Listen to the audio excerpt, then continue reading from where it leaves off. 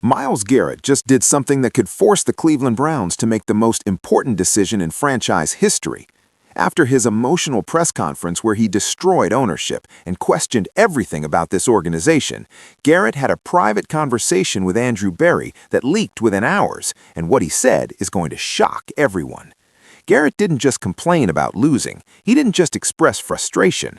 He told Berry exactly who the Browns need to draft if they want him to stay.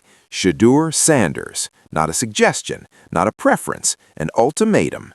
According to sources who were briefed on the conversation, Garrett looked Berry in the eye and said, "If you draft Shedeur Sanders and give him the keys to this offense, I'll stay and we'll build something special. If you don't, trade me because I'm done wasting my career here."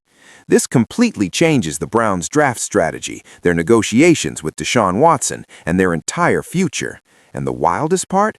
Garrett has apparently been in communication with Shedeur and Deion Sanders for weeks, building a relationship, laying the groundwork for what could happen if Cleveland drafts Shedeur before the team has even made the pick.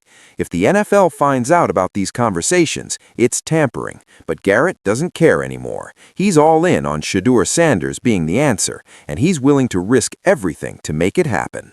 February 16th, 2026. Less than 4 hours after Myles Garrett's devastating press conference where he told Browns fans to stop believing in the franchise, Garrett walked back into the Browns facility and requested an immediate meeting with General Manager Andrew Berry.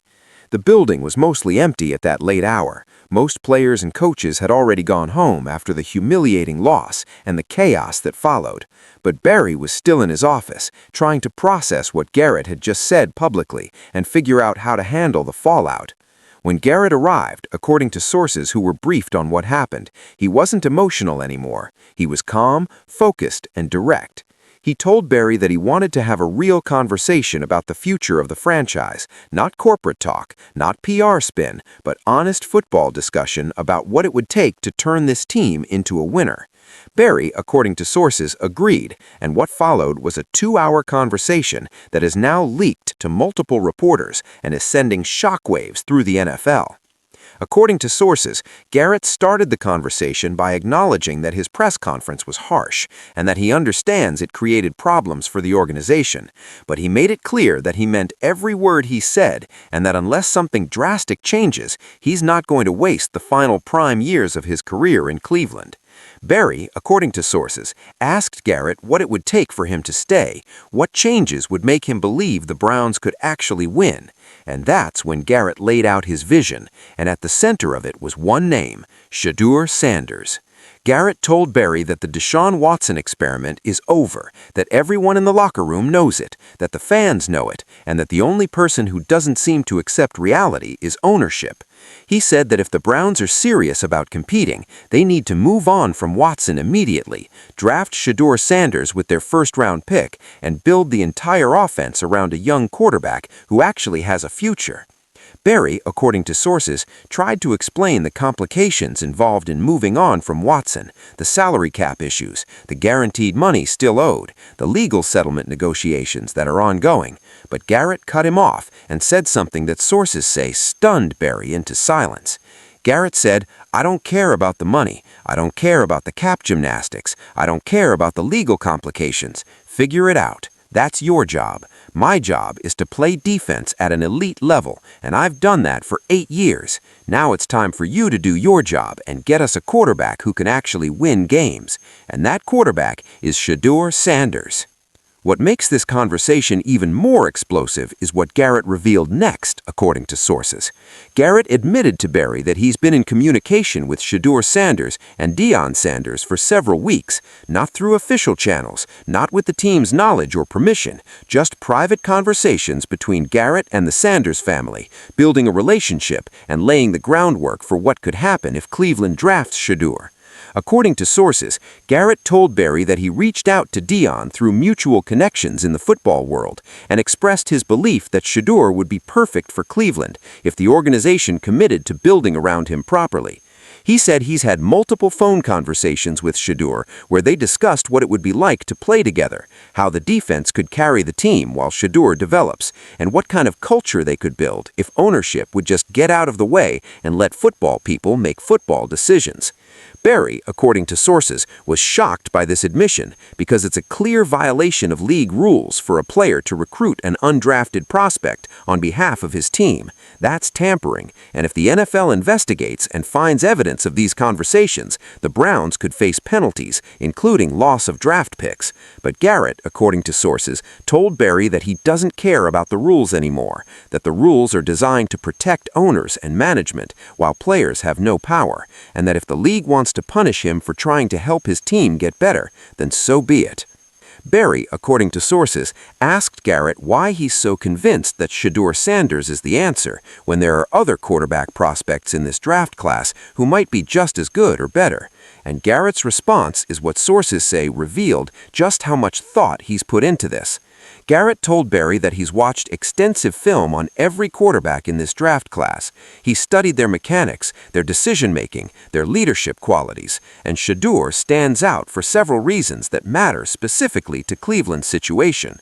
First, Shedeur has played behind a terrible offensive line at Colorado, just like whoever becomes Cleveland's quarterback will be playing behind a line that's been inconsistent for years. Shedeur knows how to handle pressure, how to get the ball out quickly, how to make plays when the pocket collapses.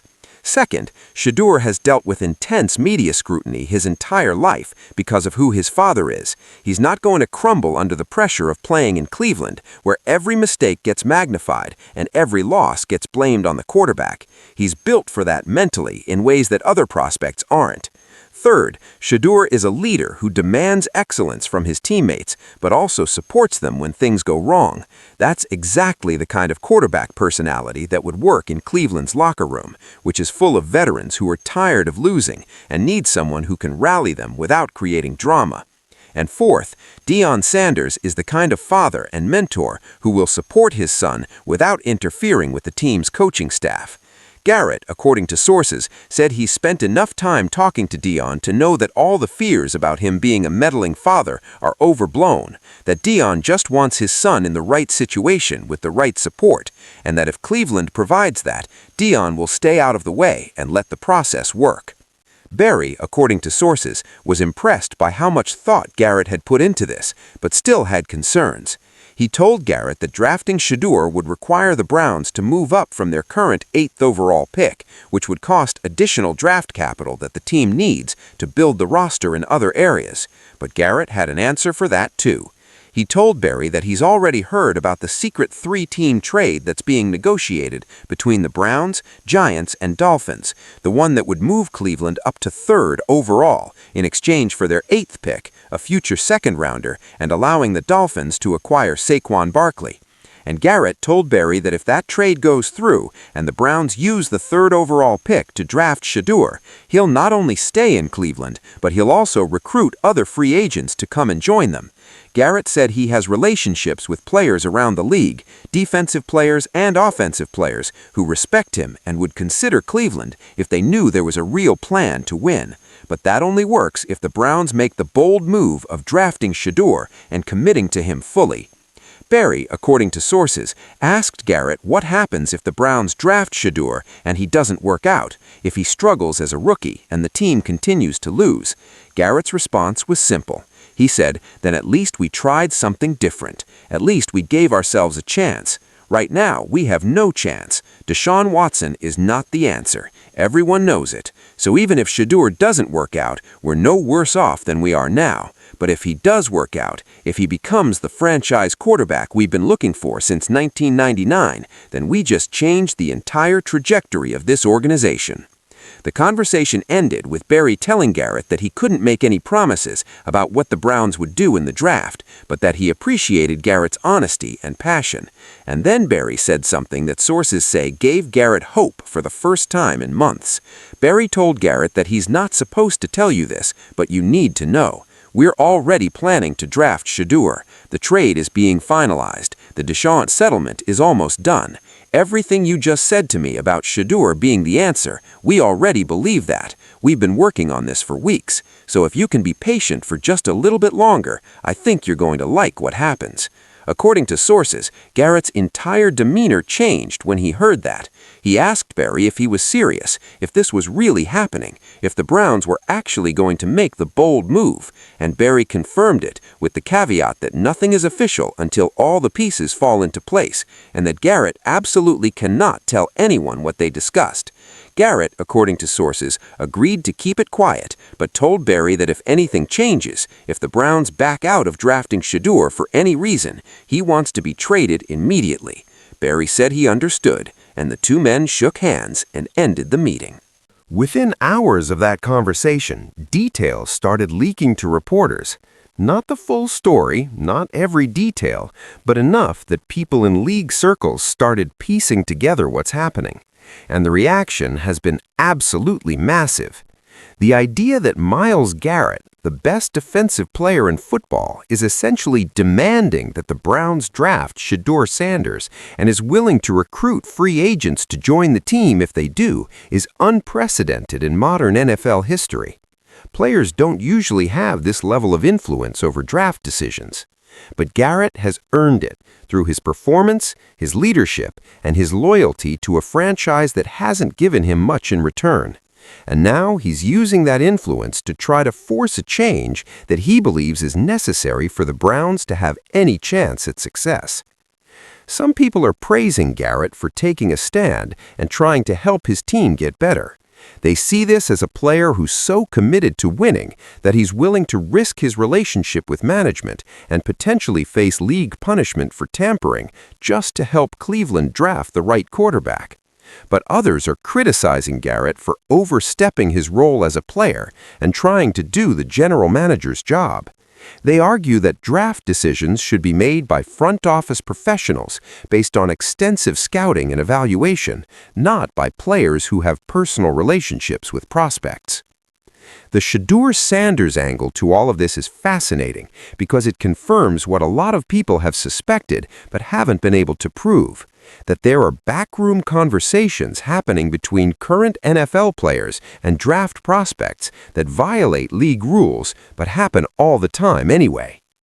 Garrett's admission that he's been talking to Shedeur for weeks is going to make the NFL's enforcement department very interested in investigating whether any tampering occurred. But it's also going to make other teams nervous, because if Garrett has been recruiting Shedeur to Cleveland and building a relationship, it could affect whether those teams decide to draft Shedeur themselves. Some teams might be hesitant to draft a player who's clearly already aligned with another organization, even if that alignment is unofficial and technically against the rules. The Deion Sanders factor is also significant because Deion's entire public strategy has been about protecting Shedeur from dysfunctional organizations. If Deion is comfortable with Shedeur going to Cleveland despite the Browns' history of dysfunction, that's a strong endorsement of whatever Garrett told him during their conversations. It suggests that Garrett convinced Deion that Cleveland is serious about changing, that the organization is finally ready to do what it takes to win, and that Shedeur would have the support he needs to succeed. As of right now, February 16, 2026, the Cleveland Browns are moving forward with their plan to trade up to 3rd overall and draft Shedeur Sanders, assuming all the pieces fall into place with the 3-team trade, the Deshaun Watson settlement, and league approval of everything. And Myles Garrett, despite his emotional press conference and his public criticism of the organization, is apparently willing to give Cleveland one more chance if they make this move. The next 2 months leading up to the draft are going to be absolutely critical. If the Browns actually pull this off, if they draft Shedeur and build around him the way Garrett envisions, it could be the beginning of a complete franchise turnaround. But if anything goes wrong, if the trade falls apart, or the settlement doesn't happen, or the Browns change their minds, Myles Garrett is gone, and the organization will have lost the only elite player they've had in a generation.